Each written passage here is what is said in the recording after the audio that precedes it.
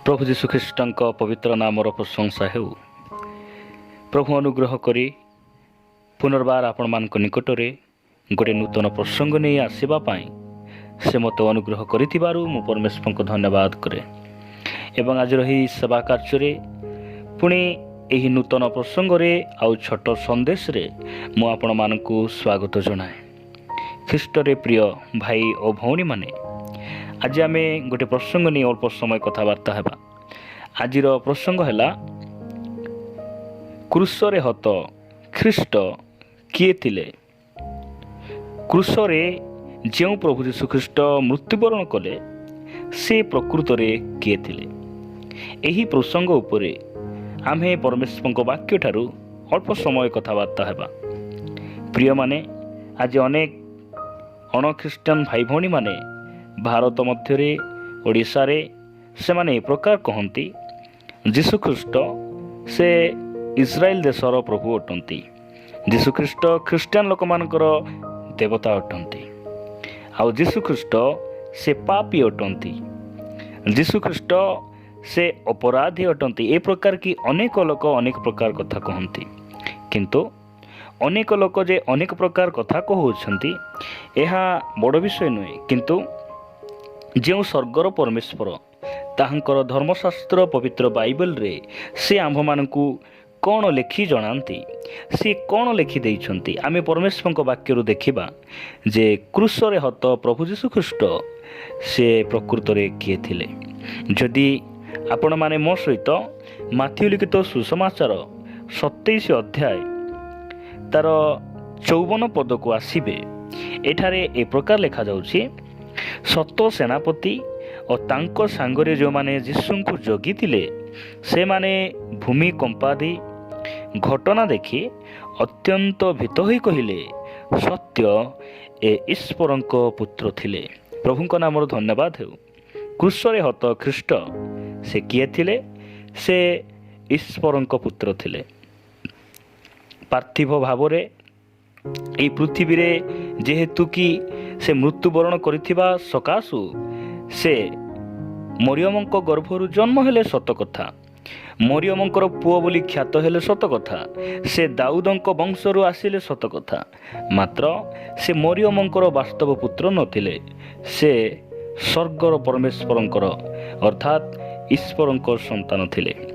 प्रिय माने सेतिपाई तो लेखा जाए, कारण ईश्वर जगत को एड़े प्रेम कले जे से आपणा अद्वितीय पुत्र को दान कले, जेपरि जे केही ताहांक ठारे विश्वास करे से विनष्ट न होई अनंत जीवन प्राप्त हुए।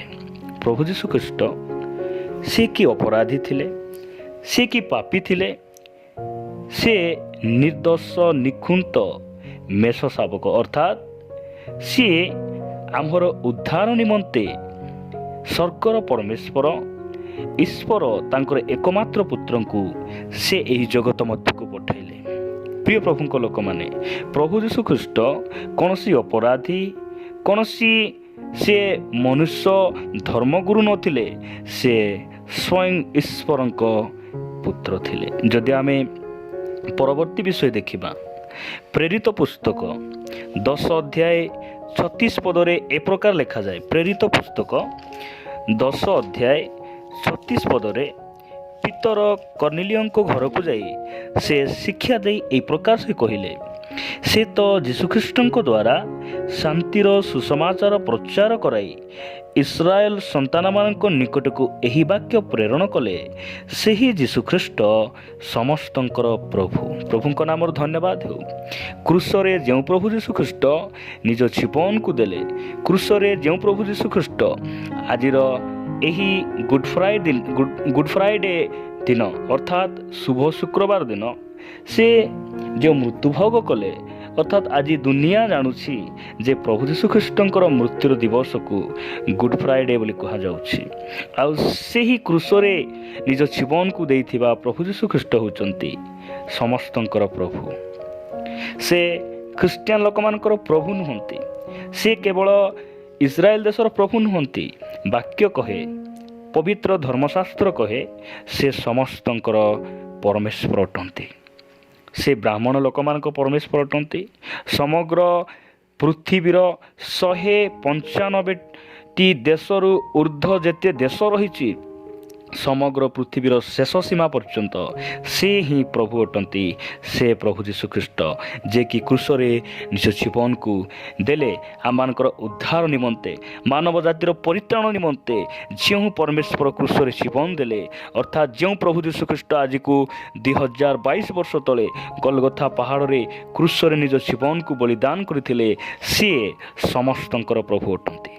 ପ୍ରିୟମାନେ, ପ୍ରଭୁଙ୍କ ନାମର ପ୍ରଶଂସା ହେଉ।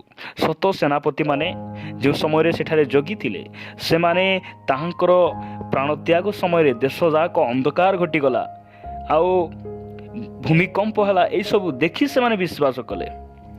ଆଜି ମଧ୍ୟ ପରମେଶ୍ୱର ଆମମାନଙ୍କୁ କହିବା ପାଇଁ ଚାହାନ୍ତି, ଆମେ ଯୀଶୁଙ୍କୁ କ'ଣ ବୋଲି ବିଶ୍ୱାସ କରିଛୁ। ଅନେକ ଯୀଶୁ ଆରୋଗ୍ୟକାରୀ, ଯୀଶୁ ଆମକୁ ଅନୁଗ୍ରହ ଦେବେ, ଆଶୀର୍ବାଦ ଦେବେ, ଶାରୀରିକ ଏହି ସବୁ ଆଶୀର୍ବାଦ ନିମନ୍ତେ ଅନେକ ଯୀଶୁଙ୍କ ପଛରେ ଯାଆନ୍ତି। କିନ୍ତୁ ପ୍ରଭୁ ଆଜି ଆପଣମାନଙ୍କୁ ମୋତେ କହିବା ପାଇଁ ଚାହାନ୍ତି, ଯୀଶୁଖ୍ରୀଷ୍ଟ ସେ ଈଶ୍ୱରଙ୍କ ସନ୍ତାନ, ସେ ସମସ୍ତଙ୍କର ପ୍ରଭୁ ଅଟନ୍ତି। ପ୍ରଭୁଙ୍କ ନାମର ଧନ୍ୟବାଦ ହେଉ। ପ୍ରିୟ ପ୍ରଭୁଙ୍କ ଲୋକମାନେ, ପରବର୍ତ୍ତୀ ବିଷୟ ମୁଁ ଆପଣମାନଙ୍କ ନିକଟରେ ରଖିବା ପାଇଁ ଚାହେଁ। ସେହି ମାଥିଉ ଲିଖିତ ସୁସମାଚାର 27 ଅଧ୍ୟାୟ, ମାଥିଉ ଲିଖିତ ସୁସମାଚାର 27 ଅଧ୍ୟାୟ 3 ଆଉ 4 ପଦ ମୁଁ ଆପଣମାନଙ୍କ ନିମନ୍ତେ ପଢ଼ିବା ପାଇଁ ଚାହେଁ। ସେଠାରେ ଏ ପ୍ରକାର ଲେଖାଯାଏ, ସେତେବେଳେ ତାହାଙ୍କୁ ଶତ୍ରୁ ହସ୍ତରେ ସମର୍ପଣକାରୀ ଯିହୁଦା ସେ ପ୍ରାଣଦଣ୍ଡାଜ୍ଞା ପାଇଅଛନ୍ତି ଏହା ଦେଖି ଅନୁତାପ କରି ପ୍ରଧାନ ଯାଜକ ଓ ପ୍ରାଚୀନ ବର୍ଗଙ୍କ ନିକଟକୁ ସେହି 30 ଗୋଟି ରୌପ୍ୟ ମୁଦ୍ରା ଫେରାଇ ଆଣି କହିଲା, ମୁଁ ନିର୍ଦ୍ଦୋଷ ରକ୍ତ ସମର୍ପଣ କରି ପାପ କରିଅଛି। ପ୍ରିୟମାନେ, ପ୍ରଭୁ ଯୀଶୁଖ୍ରୀଷ୍ଟ ସେ କିଏ ଅଟନ୍ତି? ସେ ନିର୍ଦ୍ଦୋଷ ବ୍ୟକ୍ତି ଅଟନ୍ତି। ତାହାଙ୍କଠାରେ କୌଣସି ପାପ ନଥିଲା। ସିଏ କୌଣସି ମୃତ୍ୟୁ ଦଣ୍ଡର ଯଜ୍ଞର ଏହି ପ୍ରକାର କୌଣସି କାର୍ଯ୍ୟ ସେ କରିନଥିଲେ। ପ୍ରଭୁଙ୍କ ନାମର ପ୍ରଶଂସା ହେଉ। ପ୍ରିୟ ପ୍ରଭୁଙ୍କ ଲୋକମାନେ, ପ୍ରଭୁ ଯୀଶୁଖ୍ରୀଷ୍ଟ ସେ କିଏ ଥିଲେ? ସେ ନିର୍ଦ୍ଦୋଷ ବ୍ୟକ୍ତି ଥିଲେ। ତାହାଙ୍କଠାରେ କୌଣସି ଦୋଷ ନଥିଲା। ଇସ୍କରିତ ଯିହୁଦା ଅନୁତାପ କଲା, ମାତ୍ର ପ୍ରଭୁଙ୍କ ନିକଟରେ ସେ ଫେରି ଆସି କ୍ଷମା ମାଗି ନାହିଁ। ଅନୁତାପ କଲା, ମୁଁ ଭୁଲ କରିଦେଲି, ମୁଁ ଏହା କରିବା ଉଚିତ ନଥିଲା। ମନୁଷ୍ୟ ଏ ପ୍ରକାର ଅନୁତାପ କରିବା ବଡ଼ ବିଷୟ ନୁହେଁ, କିନ୍ତୁ କ୍ଷମା ମାଗିବା, ସ୍ୱୀକାର କରିବା। ଯଦି ଆଜି ଇସ୍କରିତ ଯିହୁଦା ଯୀଶୁଙ୍କ ନିକଟରେ ଯାଇ ସିଏ କ୍ଷମା ମାଗିଥାନ୍ତା, ପ୍ରଭୁଙ୍କୁ କହିଥାନ୍ତା, ପ୍ରଭୁ ମୁଁ ଏହି ଭୁଲ କରିଛି, କରିବାର ନଥିଲା, ତାହେଲେ ପ୍ରଭୁ କ୍ଷମା ଦେଇଥାନ୍ତେ। ସେହି ଶତ୍ରୁ ହସ୍ତରେ ସମର୍ପଣ ରାତ୍ରିରେ ପିତର ମଧ୍ୟ ଯୀଶୁଙ୍କୁ 3 ଥର ସ୍ୱୀକାର କଲେ। ମାତ୍ର ପିତର ଯେତେବେଳେ ଅନୁତାପ କରି ଶୋକର ସହିତ, କ୍ରନ୍ଦନ ସହିତ ଯୀଶୁଙ୍କ ନିକଟକୁ ଗଲେ, ଆଉ ଯୀଶୁଖ୍ରୀଷ୍ଟ ପିତରଙ୍କର ଚେହେରା ମୁହଁକୁ ଦେଖି ସେ ତାଙ୍କୁ କ୍ଷମା କଲେ, ଆଉ ତାଙ୍କୁ ସେ ଗ୍ରହଣ କଲେ। ଆଜି ଇସ୍କରିତ ଯିହୁଦା ପାଇଁ ଅନୁତାପ କରିବାର ସମୟ ନାହିଁ। ଯୀଶୁଙ୍କ ବିରୁଦ୍ଧରେ ପାପ କରି, ତାହାଙ୍କର ବାକ୍ୟ ବିରୁଦ୍ଧରେ ପାପ କରି ସେ ଆଉ ଏବେ କ୍ଷମା ମାଗିବାର, ଅନୁତାପ କରିବାର ସମୟ ନାହିଁ। ମାତ୍ର ପ୍ରିୟ ପ୍ରଭୁଙ୍କ ଲୋକମାନେ, ଆମେ ଯଦି ଯୀଶୁଙ୍କୁ ଭୁଲ ଭାବରେ ବୁଝିଛୁ, ଯୀଶୁଙ୍କୁ ନିଜର ତ୍ରାଣକର୍ତ୍ତା ଭାବରେ, ଉଦ୍ଧାରକର୍ତ୍ତା ଭାବରେ ଆମେ ଗ୍ରହଣ କରିନାହୁଁ, ଇସ୍କରିତ ଯିହୁଦା ନିମନ୍ତେ ସମୟ ନାହିଁ, ମାତ୍ର ଆମ ନିମନ୍ତେ ସମୟ ରହିଛି। ଆମେ ପ୍ରଭୁଙ୍କ ନିକଟରେ ଫେରିପାରିବା। ଆମେ ଯୀଶୁଙ୍କୁ କହିପାରିବା, ପ୍ରଭୁ ମୁଁ ତୁମ୍ଭକୁ ଭୁଲ ଭାବରେ ଚିହ୍ନିଥିଲି, ଭୁଲ ଭାବରେ ବୁଝିଥିଲି, ମାତ୍ର ମୁଁ ଜାଣିଲି ପ୍ରଭୁ ତୁମେ ନିର୍ଦ୍ଦୋଷ। ତୁମେ କ୍ରୁଶରେ ଯେଉଁ ମୃତ୍ୟୁ ଭୋଗ କଲ, ତୁମ୍ଭଠାରେ କୌଣସି ପାପ ନଥିଲା। ଏହା ଆମେ ପ୍ରଭୁଙ୍କ ନିକଟରେ କହି ଆମେ ତାଙ୍କ ନିକଟରେ ଯାଇପାରିବା, ଫେରିପାରିବା। ଯଦି ଆପଣମାନେ 1 ତିମୋଥୀ 6 ଅଧ୍ୟାୟ ଯଦି 13 ପଦ ଆମେ ପଢ଼ୁ, ଏଠାରେ ଏ ପ୍ରକାର ଲେଖାଯାଉଛି, ସମସ୍ତଙ୍କ ଜୀବନଦାତା ଈଶ୍ୱରଙ୍କ ସାକ୍ଷାତରେ, ପୁଣି ପନ୍ତିୟ ପିଲାତଙ୍କ ସମ୍ମୁଖରେ ଉତ୍ତମ ସାକ୍ଷ୍ୟଦାତା ଖ୍ରୀଷ୍ଟ ଯୀଶୁଙ୍କ ସାକ୍ଷାତରେ ମୁଁ ତୁମ୍ଭକୁ ଆଦେଶ ଦେଉଅଛି। ତିମୋଥୀଙ୍କୁ ପ୍ରଥମ ପତ୍ର ଲେଖିଲା ବେଳେ ସାଧୁ ପାଉଲ ଏହି କଥା ସେ ଲେଖନ୍ତି, ପନ୍ତିଓ ପିଲାତଙ୍କ ସମ୍ମୁଖରେ ଉତ୍ତମ ସାକ୍ଷ୍ୟଦାତା ଖ୍ରୀଷ୍ଟ ଯୀଶୁ। ସେ ହେଉଛନ୍ତି ଉତ୍ତମ ସାକ୍ଷ୍ୟଦାତା ଯୀଶୁ ଖ୍ରୀଷ୍ଟ ଅଟନ୍ତି। ପ୍ରଭୁଙ୍କ ନାମର ଧନ୍ୟବାଦ। ପ୍ରିୟମାନେ, ସିଏ ଉତ୍ତମ ସାକ୍ଷ୍ୟ ତାଙ୍କ ପାଖରେ ଥିଲା। ଆପଣମାନେ ଅନେକଙ୍କ ଠାରୁ ଅନେକ ପ୍ରକାର ସାକ୍ଷ୍ୟ ଶୁଣିଥିବେ, ମାତ୍ର ପ୍ରଭୁ ଯୀଶୁ ଖ୍ରୀଷ୍ଟଙ୍କ ଭଳି ସାକ୍ଷ୍ୟ ଏହି ପୃଥିବୀରେ କେହି ମଧ୍ୟ କାହା ପାଖରେ ମଧ୍ୟ ସେ ପ୍ରକାର ସାକ୍ଷ୍ୟ ନାହିଁ। ସେ ମିଥ୍ୟା ସାକ୍ଷ୍ୟ କହି ବିଭିନ୍ନ ପ୍ରକାର କଥା କହି ତାଙ୍କର ସେ ଯେ କୌଣସି ଭୁଲ କରିଥିଲେ ଲୁଚାଇବାକୁ ସେ କେବେ ଚେଷ୍ଟା କରିଥିଲେ। ସେ କହିଲେ, ମୋ ପାଖରେ ଯଦି କୌଣସି ପାପ ଅଛି, କୌଣସି ଭୁଲ ଅଛି, ମୋତେ ପ୍ରମାଣ କରି ଦେଖାଅ। ପ୍ରଭୁଙ୍କ ନାମର ପ୍ରଶଂସା ହେଉ। ପ୍ରିୟ ପ୍ରଭୁଙ୍କ ଲୋକମାନେ, ପ୍ରଭୁ ଯୀଶୁ ଖ୍ରୀଷ୍ଟ କିଏ ଥିଲେ, ମୁଁ ଶେଷ ବିଷୟ ଆପଣମାନଙ୍କ ନିକଟରେ ରଖିବା ପାଇଁ ଚାହେଁ। ଯଦି ଆପଣମାନେ ମୋ ସହିତ କଲୋସିୟ ପୁସ୍ତକକୁ ଆସିବେ, କଲୋସିୟ ପୁସ୍ତକ 1 ଅଧ୍ୟାୟ, କଲୋସିୟ ପୁସ୍ତକ 1 ଅଧ୍ୟାୟ ତାର ଆମେ କଲୋସିୟ ପୁସ୍ତକ 1 ଅଧ୍ୟାୟ ଯଦି 18 ପଦ ପଢ଼ୁ, ଏଠାରେ ଏ ପ୍ରକାର ଲେଖାଯାଏ, ଆଉ ସେ ମଣ୍ଡଳୀ ରୂପ ଶରୀରର ମସ୍ତକ ସ୍ୱରୂପ, ସେ ଆଦି ମୃତମାନଙ୍କ ମଧ୍ୟରୁ ପ୍ରଥମ ଜାତ, ଯେପରି ସମସ୍ତ ବିଷୟରେ ସେ ଅଗ୍ରଗଣ୍ୟ ହୁଅନ୍ତି। ପ୍ରଭୁ ଯୀଶୁ ଖ୍ରୀଷ୍ଟ ସେ କିଏ ଅଟନ୍ତି? ଯେଉଁ ପ୍ରଭୁ ଯୀଶୁ ଖ୍ରୀଷ୍ଟ କ୍ରୁଶରେ ନିଜ ଜୀବନକୁ ଦେଲେ, ସେ ମଣ୍ଡଳୀର ମସ୍ତକ, ପୁଣି ମୃତମାନଙ୍କ ମଧ୍ୟରୁ ପ୍ରଥମ ଜାତ।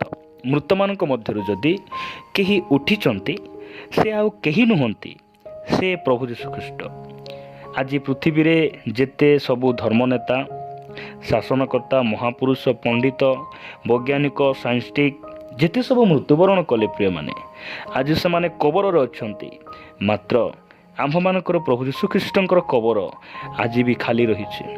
କାରଣ ସେ ଜୀବିତ ପରମେଶ୍ୱର ଅଟନ୍ତି। ସେ ମୃତମାନଙ୍କ ମଧ୍ୟରୁ ପ୍ରଥମ ଜାତ। ସେଥିପାଇଁ ଆସୁ ଆମେ ପ୍ରଭୁଙ୍କୁ ଜାଣିବା, ପ୍ରଭୁଙ୍କୁ ଆମେ ଜ୍ଞାତ ହେବା। ଯଦି ସେହି କଲୋସିୟ ପୁସ୍ତକ 1 ଅଧ୍ୟାୟ 15 ପଦ ଆପଣ ପଢ଼ିବେ, ସେଟା ଲେଖାଯାଉଛି, ସେ ଅଦୃଶ୍ୟ ଈଶ୍ୱରଙ୍କ ପ୍ରତିମୂର୍ତ୍ତି, ସମସ୍ତ ସୃଷ୍ଟିର ପ୍ରଥମ ଜାତ। ସେ ଈଶ୍ୱରଙ୍କର ପ୍ରତିମୂର୍ତ୍ତି। ଈଶ୍ୱରଙ୍କୁ କେହି କେବେ ଦେଖିନାହିଁ, କେହି କେବେ ଜାଣିନାହିଁ। ଜହନ ଲେଖୁଛନ୍ତି, ମାତ୍ର ଈଶ୍ୱରଙ୍କୁ ପ୍ରଭୁ ଯୀଶୁ ଖ୍ରୀଷ୍ଟ ପ୍ରକାଶ କଲେ। ଆଉ ସେ ଈଶ୍ୱରଙ୍କର ପ୍ରତିମୂର୍ତ୍ତି, ସେ ସ୍ୱୟଂ ପରମେଶ୍ୱର ଅଟନ୍ତି। ଯଦି ଆପଣ ସେହି କଲୋସିୟ 1 ଅଧ୍ୟାୟ 16 ଆଉ 17 ପଦ ଦେଖିବେ, ସେଠାରେ ଏ ପ୍ରକାର ଲେଖାଯାଉଛି, କାରଣ ଦୃଶ୍ୟ ଓ ଅଦୃଶ୍ୟ, ସ୍ୱର୍ଗରେ ଓ ପୃଥିବୀରେ ସମସ୍ତ ବିଷୟ ତାହାଙ୍କ ଦ୍ୱାରା ସୃଷ୍ଟି ହେଲା, ସିଂହାସନ କି ପ୍ରଭୁତ୍ୱ କି ଆଧିପତ୍ୟ କି କର୍ତ୍ତାପଣ, ସମସ୍ତ ତାହାଙ୍କ ଦ୍ୱାରା ଓ ତାହାଙ୍କ ନିମନ୍ତେ ସୃଷ୍ଟ ହୋଇଅଛି। ସମସ୍ତ ବିଷୟ ସୃଷ୍ଟ ହେବା ପୂର୍ବରୁ ସେ ଅଛନ୍ତି ଓ ତାହାଙ୍କଠାରେ ସମସ୍ତ ବିଷୟର ଅସ୍ତିତ୍ୱ ରହିଛି। ପ୍ରଭୁ ଯୀଶୁ ଖ୍ରୀଷ୍ଟ କିଏ? ସେ ସୃଷ୍ଟିକର୍ତ୍ତା ଈଶ୍ୱର ଅଟନ୍ତି। ସେ ସ୍ୱୟଂ ଏ ବିଶ୍ୱ ବ୍ରହ୍ମାଣ୍ଡକୁ ସେ ନିର୍ମାଣ କଲେ, ଆମ୍ଭମାନଙ୍କୁ ଆପଣା ହସ୍ତରେ ସେ ତିଆରି କଲେ। ଆଉ ସେ ଆପଣା ହସ୍ତରେ ତିଆରି କରିଥିବା ମନୁଷ୍ୟକୁ ଉଦ୍ଧାର କରିବା ପାଇଁ ମନୁଷ୍ୟ ରୂପ ଧାରଣ କରି ସେ ଏହି ଧରାପୃଷ୍ଠକୁ ଆସିଲେ, ଆଉ କ୍ରୁଶରେ ନିଜେ ବଳି ହୋଇ ଆମର ପରିତ୍ରାଣର କାର୍ଯ୍ୟକୁ ସମାପ୍ତ କଲେ। ପ୍ରଭୁଙ୍କ ନାମର ଧନ୍ୟବାଦ ହେଉ। ପ୍ରିୟମାନେ, ସେ ଆମକୁ ପ୍ରେମ କରୁଥିବାରୁ ଆମେ ହବା ଆଉ ଆଦମର ସ୍ୱଭାବରେ ରହି ମୃତ୍ୟୁର ଯୋଗ୍ୟ ଥିବା ସମୟରେ ଆମକୁ ପ୍ରେମ କରି ଆମ ନିକଟକୁ ଆସିଲେ। ସେଥିପାଇଁ ଆମେ ଆଜି ଖ୍ରୀଷ୍ଟଙ୍କୁ ଜାଣୁ, କ୍ରୁଶରେ ହତ ଯୀଶୁଙ୍କୁ ଆମେ ଜାଣିବା ଆବଶ୍ୟକ ରହିଛି। ପ୍ରଭୁ ଏହି ଛୋଟ ସନ୍ଦେଶ ମାଧ୍ୟମରେ ଆମ ସମସ୍ତଙ୍କୁ ପ୍ରଚୁର ଆଶୀର୍ବାଦ